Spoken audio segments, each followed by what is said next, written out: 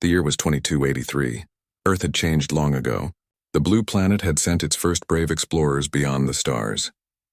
Among them was the great colony ship Artemis Dawn, carrying hundreds of humans and all the hope of their world. Captain Mira Vance stood by the large observation window, staring at the planet below, Kepler 441c. It was beautiful, wrapped in clouds of violet and silver. Forests spread across the continents like green oceans glowing faintly at night. It looked peaceful, untouched, and full of life. After a long journey of 20 years through cold space, Artemis Dawn had finally reached its destination. This was to be the first human colony outside the solar system. Scientists were excited.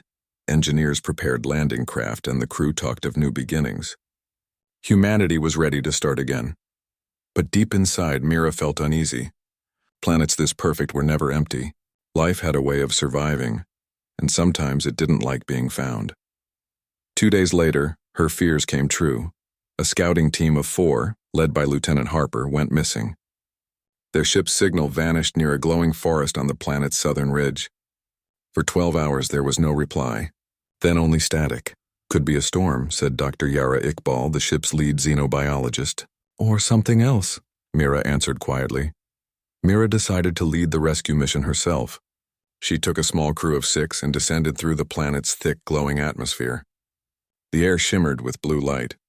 It was warm and full of a strange scent, like rain mixed with metal. They landed near the forest edge where the last signal had come from. The trees there were tall and glass-like, their branches humming softly. The ground pulsed under their boots, alive with faint light. Everything on this planet seemed to breathe. The search team moved carefully, their helmets recording every sound. For a while there was nothing, only the whisper of the wind and the soft hum of the trees. Then they found the first clue. A broken scanner lay half buried in moss, covered in thin white dust. Harper's team had dropped it. Nearby, a trail of footprints led deeper into the glowing forest. Stay alert, Mira ordered. They followed the trail until they reached a clearing where the light grew dim. Something glimmered ahead, a metallic object half hidden by plants. It was Harper's shuttle. Its hull was torn open and the engines were dead. The airlock door hung loose. Inside, the team found signs of a struggle. Overturned crates, broken equipment, and the faint marks of strange hands. But there were no bodies. Then came the sound. A soft, trembling noise, almost like singing, echoed from the forest beyond. It wasn't human. It rose and fell, sad and lonely. Lieutenant Park raised his weapon. "Captain, it's coming closer." "Hold your fire," Mira said sharply. Something moved in the shadows. A tall figure stepped into the dim light. It was humanoid. 2 arms, 2 legs, but everything else was alien. Its skin was smooth and slightly transparent, showing faint blue light underneath. Its eyes glowed softly like twin moons. Small gills opened and closed on the sides of its neck, releasing a misty vapor. The alien stumbled forward, clutching its side. It was wounded, a deep burn across its ribs oozing faint light. It fell to its knees in front of them. "Captain, it's hurt," Dr. Yara whispered. "Stay back," Park warned. "We don't know what it can do." Mira looked at the creature. Despite her fear, something inside her told her this being wasn't a threat.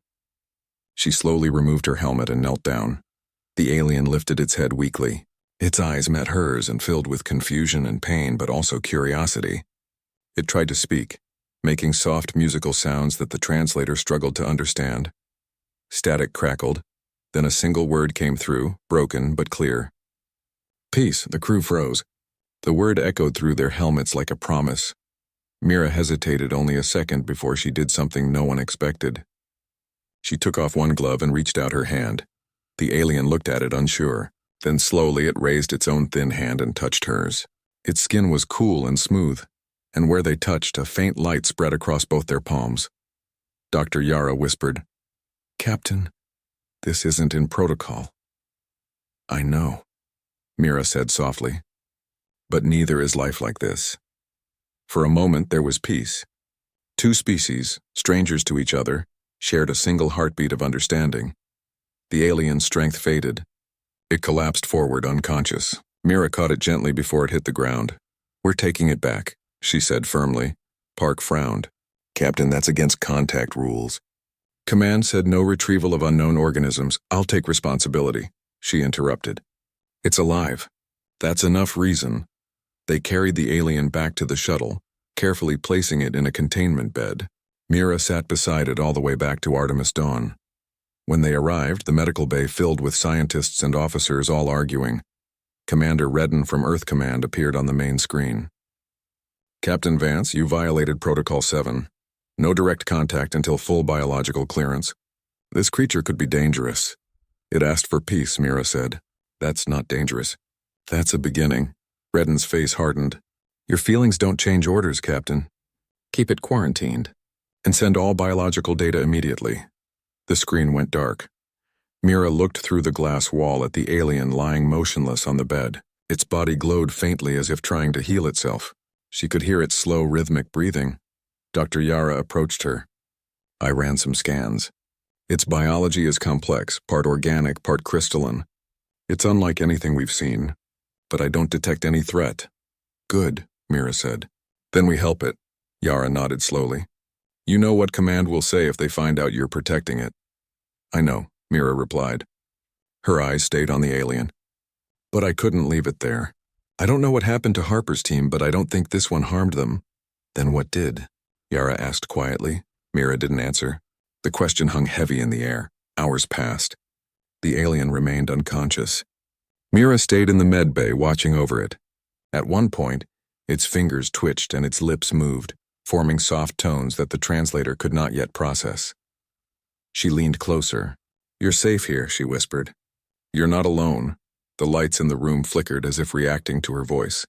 When the alien finally opened its eyes again, it looked around in fear. Mira stepped forward slowly, hands raised. It's all right. You're on our ship.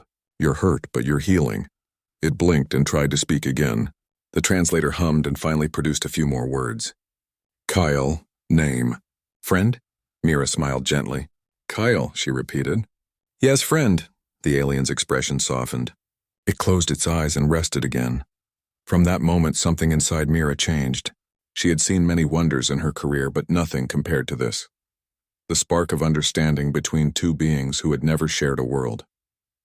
As she stood by the observation window later that night, she could see the planet below glowing under twin moons. Somewhere down there were secrets older than human history. She knew this was only the beginning. Her log entry that night was short but full of meaning. First contact achieved. Unknown species. Designation Kyle. Not hostile. Intelligent. Emotional.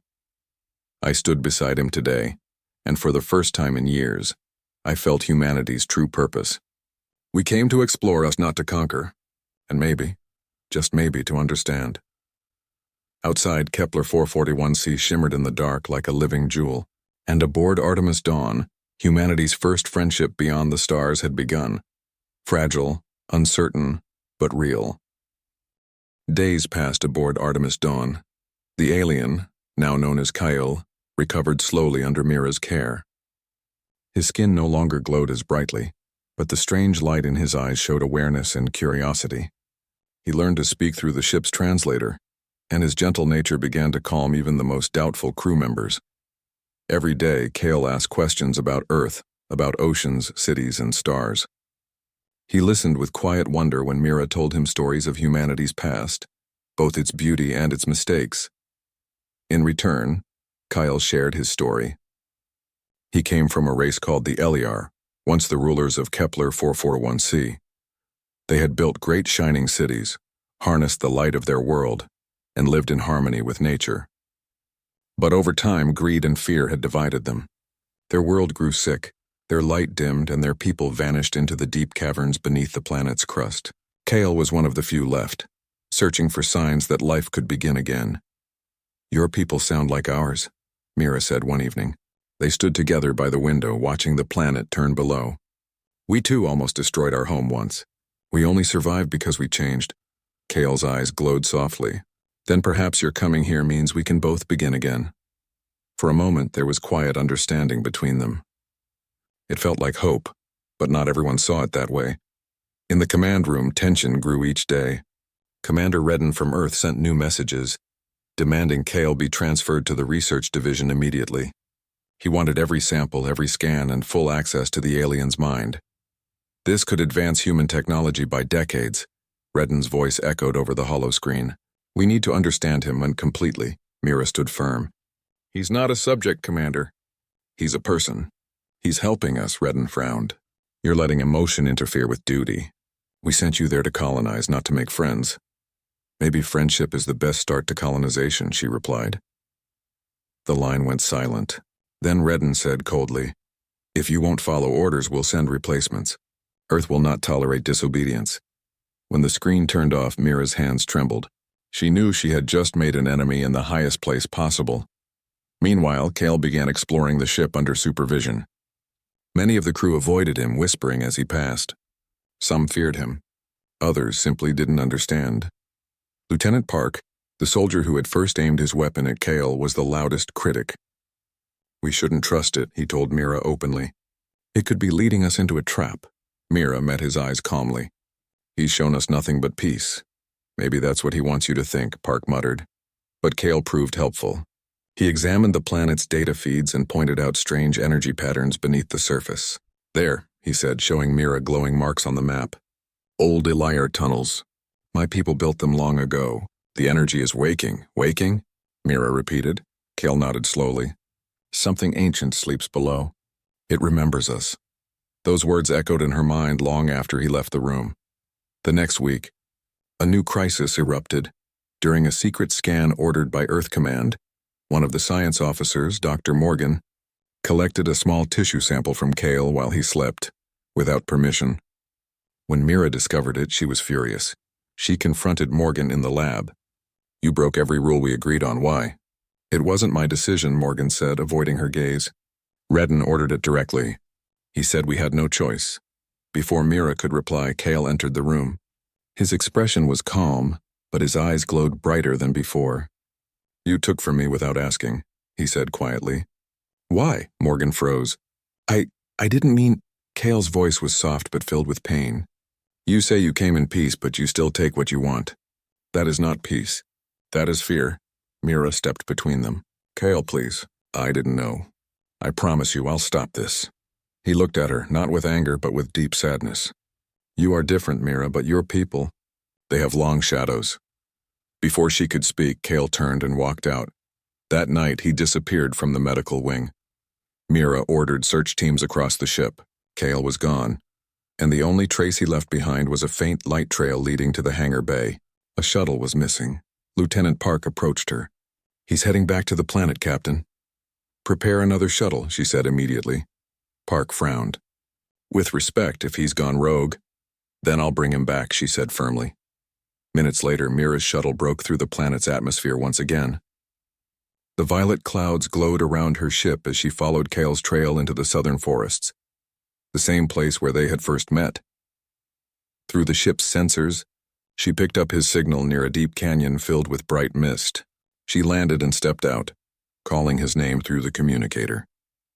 "Kale, it's me." "Please answer." A soft light appeared in the mist. Kale stepped out unharmed. "Mira," he said quietly. She lowered her weapon. "You shouldn't have left. You could have been hurt." "I had to see my home again," he replied. "The place where the Elir began. The core calls to me. It remembers everything, every voice, every loss. It wants to speak." "The core?" Mira asked, confused. Kale turned toward the canyon. "It lies below. It holds the memory of my world. Maybe it can forgive us for what we became." Before Mira could stop him, he began to descend a narrow path into the glowing mist. She followed without hesitation. The deeper they went, the brighter the walls became. The rocks shimmered with lines of blue light, pulsing softly like veins of energy. The air grew warmer and the ground vibrated under their boots. Finally, they reached a vast underground chamber filled with pillars of crystal. At its center stood a glowing structure, tall, alive, and humming with power. Kyle stopped and looked up in awe. "The core of memory," he whispered. "It still lives." Mira felt small standing beside it. "What does it do?" "It holds the minds of my people," Kale said. "When the Elir began to die, they placed their thoughts here, hoping one day someone would remember them." As they approached, the crystals brightened, filling the cavern with light. A voice, calm and deep, echoed through the chamber. It spoke in Kale's language, and the translator struggled to keep up. "Child of light, you return not alone." Kale bowed his head. Forgive me, ancestors. I bring one of the new kind, human. The light shifted and Mira felt a warmth spread through her mind. Images flashed before her, cities of light, oceans of crystal, the fall of a civilization. She saw the Alayr as they once were, proud, wise, and full of dreams. Then she saw their decline, their pride turning to ruin. The voice spoke again. Your world repeats our path. Will you change or will you fade as we did? Mira stepped forward, her voice steady. We want to learn. We don't want to destroy. Help us understand. The core pulsed once more, then dimmed. Then prove your heart, it said. Protect this world even from your own kind. The light faded and the cavern fell silent. Kale turned to her. It knows. Your people will come for this place soon. They will not stop. Mira's chest tightened. Then we'll have to stop them. She looked up at the glowing walls, thinking of Earth, of Redden, of all the greed and fear that traveled across the stars with them. She realized what the core had meant. Humanity's greatest test was not surviving the galaxy, but facing the reflection of its own nature. As they began the climb back to the surface, Mira made a silent promise. She would stand beside Kale, not as captain and alien, not as colonizer and native, but as equals. She didn't know yet how dangerous the days ahead would become, but she knew one thing with certainty. The real battle was no longer between species. It was between who humanity was and who it could become. Mira and Kale climbed back to the surface of Kepler 4A1c with urgency. The core's warning echoed in her mind. Earth Command would not wait. Commander Redden's orders had been clear. Kale was to be captured, studied, and removed from the planet at all costs. But Mira had made a choice. She would stand beside Kale no matter the risk. The forest stretched endlessly around them, glowing faintly as night fell.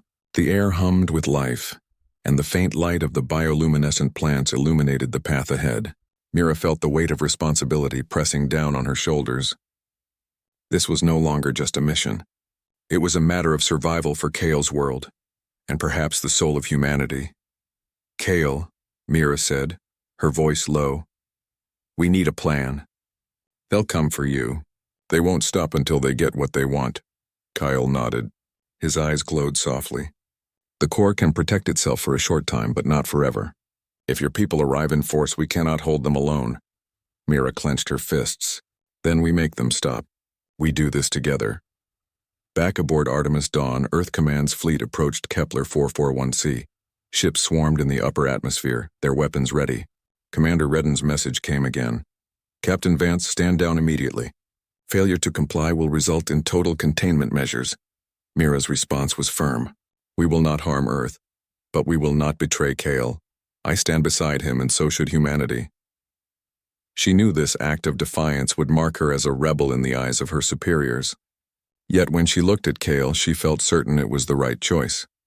The two of them moved quickly to the canyon where the core's cavern lay hidden.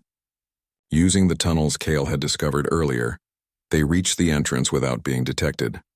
The core's glow lit the path, pulsing gently as if recognizing Kale's presence. Inside, the cavern seemed alive. Crystals glimmered with energy, flowing in patterns like rivers of light. Mira could feel the core's presence, vast and ancient, and it filled her with awe. Kale stepped to the center of the chamber. It is ready to protect itself, he said. But we must act now. Mira nodded. Tell me what to do. The core pulsed brighter. Through Kale's eyes, Mira saw visions of the Alayr's history, their achievements, their failures, and their final choice to preserve their knowledge rather than perish completely. Then she saw images of the Earth fleet approaching. Their weapons were poised to strike, unaware of what lay below. We have only one chance, Kyle said. We must show them the core without letting them harm it. If they see its wisdom, perhaps they will understand. The first ships entered orbit. Earth Command did not expect resistance. They deployed landing pods, descending rapidly toward the southern forests. Mira activated the ship's communications, broadcasting a message to every vessel in orbit. This is Captain Mira Vance of Artemis Dawn. You are entering a protected zone. A sentient archive lies below. Its destruction will endanger the legacy of an entire species, and your humanity. There was silence for a moment. Then Redden's voice cracked through, sharp and commanding. Captain, do not delay. Follow orders now. Mira ignored him. She turned to Kale. We need a signal. Show them the core. Cal raised his hands, and the crystals around the cavern pulsed, projecting a shimmering display into the sky above the planet. Light rippled across the atmosphere, forming patterns and symbols beyond human comprehension. The ships paused, shields raised but engines trembling in awe. Through the broadcast system, Mira continued, "This is no weapon. This is memory. The knowledge and life of Kale's people survive here. If we destroy it, we destroy them, and we destroy a chance for ourselves to learn." For a moment, the fleet hesitated. Pilots looked at one another, unsure. Some scanned the readings. The patterns above revealed advanced technology, wisdom, and history far beyond what humanity had achieved. One young officer, her voice shaking, spoke over comms. It's beautiful. We cannot attack this." Redden's anger was clear, but the fleet's hesitation gave Mira the time she needed. She turned to Kale. "The core can only hold for so long. We need to seal it, hide it from anyone who would misuse it." Kyle nodded and began chanting softly in his alien language. The crystals responded, extending shimmering barriers across the cavern entrance. They formed a dome of light visible from above, hiding the core from immediate detection while allowing the planet's energy to stabilize. Mira felt the energy pulse beneath her feet, strong and warm. The core had accepted her presence. For the first time, she understood that humanity's capacity for compassion and courage was being tested, not through war, but through choice. The ships above began to retreat. Some pilots recorded what they had seen, reporting back to Earth. Slowly, the truth began to spread. This world was alive, intelligent, and sacred. They could not take it without condemning themselves in the eyes of history. Mira and Kale emerged from the cavern and watched the distant lights of the departing fleet. For now, Kepler 441c was safe. Kale turned to Mira. "You risked everything for me, for my people." "You risked nothing," Mira said, smiling softly. "I only did what any human would do, protect life even when it's hard." Kale's eyes glowed faintly in gratitude. "Your kind, your humanity, is different from what I expected. I see now why the stars are filled with hope, not just fear." They stood together, looking at the forest below. Light flowed through the trees like rivers, whispering secrets of the planet's past and present. It was a moment of quiet triumph, fragile but real. Months passed. Kepler 441c became a protected world. No human ships landed without permission, and the core's presence guided the restoration of the planet. Kale remained in the caverns, communicating with Mira through secure links, teaching her about LER technology, culture, and philosophy. Back on Earth, stories of Mira's defiance became legendary. She was celebrated as a hero, not for rebellion but for vision. Statues of a human standing beside an alien appeared in academies and museums. Children were taught the lessons she embodied. True humanity was not measured by conquest but by courage, compassion, and the ability to stand beside the unknown. Mira often returned to Kepler 441c, walking through the glowing forests with Kale. They spoke of life, hope, and the future they could build together. Two species, learning from each other, growing stronger together. One evening, as the twin moons rose over the horizon, Mira and Kale sat together on a cliff overlooking the valleys below. The light of the planet shimmered in waves across the terrain. "You've given me something I never had," Kyle said softly. "Trust, friendship, hope." Mira took his hand. "And you've given me something too, a reminder of why we are human, to stand beside others, even when it is hard, even when no one else will." They watched the light pulse across the forests. In that moment, the galaxy seemed a little smaller, a little brighter, because humanity had chosen to rise above fear, to honor life, and to prove that courage was its true power. Mira made a silent vow. No matter what the stars threw at them next, she would stand beside Kale and the world he represented. Humanity would survive not because it conquered, but because it cared enough to protect, to learn and to love the unknown. And so, on a small planet far from Earth, a human and an alien stood side by side, looking at a future filled with possibility. The galaxy had watched, and humanity had shown that its light could shine even in the darkest places.